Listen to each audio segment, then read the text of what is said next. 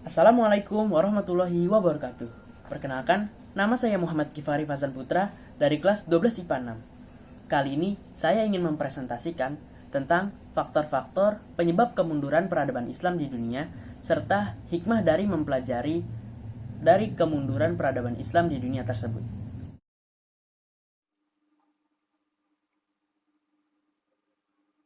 Belajar dari sejarah kemunduran peradaban Islam di dunia.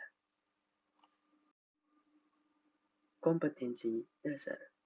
Pertama, mengakui bahwa kemunduran umat Islam di dunia sebagai bukti penyimpangan dari ajaran Islam yang benar.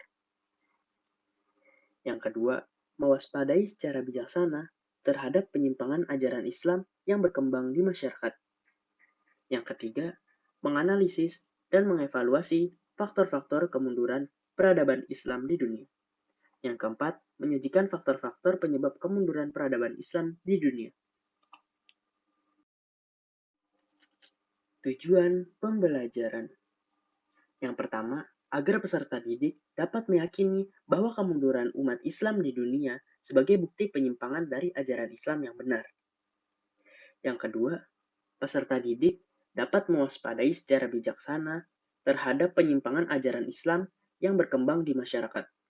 Yang ketiga, peserta didik dapat menganalisis dan mengevaluasi faktor-faktor kemunduran peradaban Islam di dunia. Yang keempat, peserta didik dapat menyajikan faktor-faktor penyebab kemunduran peradaban Islam di dunia.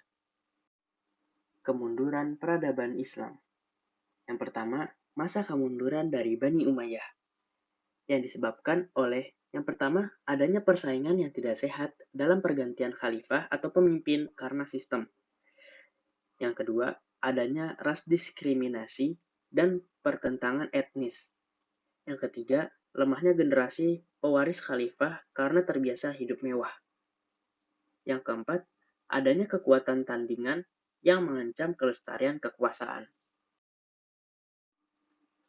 Berikutnya, masa kemunduran dari Bani Abbasiyah. Ada dua faktor, yaitu faktor internal dan faktor eksternal. Faktor internal yang pertama adalah lemahnya khalifah sehingga wilayah-wilayah yang jauh dari pusat pemerintahan dikuasai oleh dinasti-dinasti kecil yang tersebar di sebelah timur dan barat Baghdad.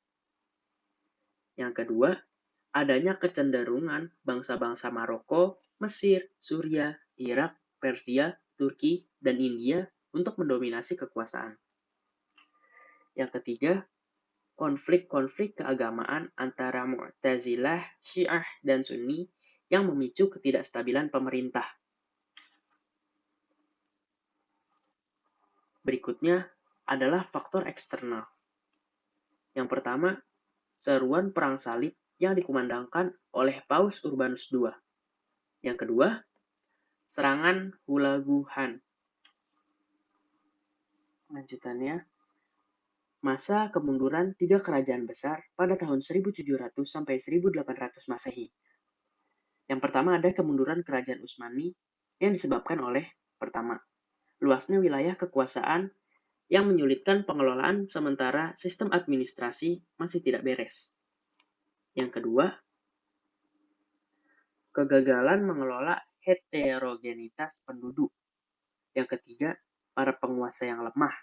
Yang keempat, merajalelanya budaya pungli dan suap. Yang kelima, pembelotan dan pemberontakan tentara Janissary. Yang keenam, merosotnya ekonomi. Dan yang terakhir, terjadinya kemandekan atau stagnasi dalam bidang ilmu dan teknologi. Berikutnya, kemunduran kerajaan Safawi. Disebabkan oleh yang pertama, konflik berkepanjangan dengan kerajaan Utsmani. Yang kedua, terjadinya dekadensi moral pada sebagian para pemimpin kerajaan Safawi. Yang ketiga, ketidakadilan dalam menyikapi perbedaan. Yang keempat, pasukan militer yang tidak profesional. Dan yang terakhir, konflik internal keluarga istana. Berikutnya adalah kemunduran kerajaan Mughal. Disebabkan oleh yang pertama, terjadinya stagnasi atau kemandekan dalam pembinaan kekuatan militer. Yang kedua, kemerosotan moral dan hidup mewah. Yang ketiga, arogansi sebagai penguasa dalam upaya mewujudkan ide-idenya. Yang keempat, lemahnya para pemimpin. Faktor-faktor kemunduran peradaban Islam di dunia. Yang pertama, gaya hidup mewah dan bermalas-malasan. Yang kedua, merosotnya tradisi ilmiah. Yang ketiga, kemerosotan moral. Dan yang keempat, kepemimpinan yang lemah. Faktor-faktor penentu kemunduran peradaban Islam di dunia. Yang pertama, semakin jauhnya umat Islam dari ajaran Al-Quran dan hadis dalam kehidupan beragama, bermasyarakat, dan bernegara. Yang kedua, mengikuti cara-cara yang tidak berlandaskan Islam karena umat Islam telah kehilangan nilai-nilai, prinsip, dan tidak memiliki paradigma dan konsep dalam hidup. Yang ketiga, kurang bersatunya umat Islam. Yang keempat, adanya gauz fikri atau perang pemikiran yang dilancarkan oleh oknum yang tidak menyukai Islam. Yang kelima, konflik-konflik politik kepentingan banyak yang terjadi di kalangan umat Islam dan negara Islam. Dan yang keenam, para penguasa Islam yang lebih mementingkan kenikmatan, kesenangan, kemegahan duniawi, menuruti nafsu dibandingkan kepentingan, serta kemaslahatan, serta keseluruhan. Yang ketujuh, hilangnya semangat dan keberanian umat untuk berjihad di segala bidang karena merasa puas dengan apa yang sudah dimiliki. Manfaat mempelajari kemunduran peradaban Islam di dunia. Yang pertama, menyadari akan pentingnya peningkatan profesionalitas dalam bidang yang kita geluti, apapun profesi kita. Yang kedua, ilmu pengetahuan dan teknologi adalah kebutuhan asasi dalam kehidupan. Tanpanya, kita susah menjadi umat yang maju dan unggul. Yang ketiga, mabuk-mabukan, mengkonsumsi narkotika, menjalani kehidupan malam, bermewah-mewahan, dan sejenisnya adalah bentuk kerusakan moral yang harus dijauhi, baik pribadi maupun kehidupan sosial. Karena kemerosotan akhlak dan moral adalah biang dari kebangkrutan kita di dunia dan di akhirat. Nauzubillah.